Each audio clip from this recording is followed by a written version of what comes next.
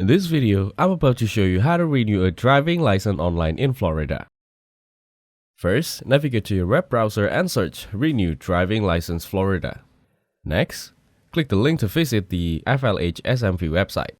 Once on the site, you'll find on the screen instructions to renew your license.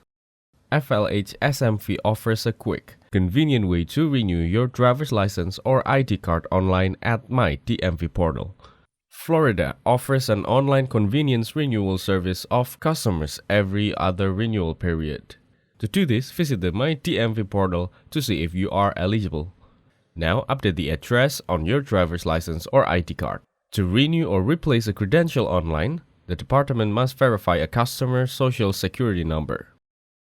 If the department is unable to verify, the customer must follow up with the Social Security Administration. For a list of fees, to renew or replace a credential, visit their fees page.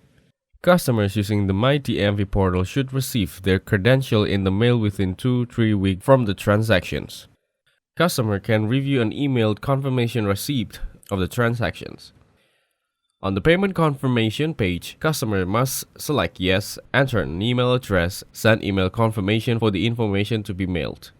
After that, click the My DMV portal hypertext and then log into your portal by clicking the link.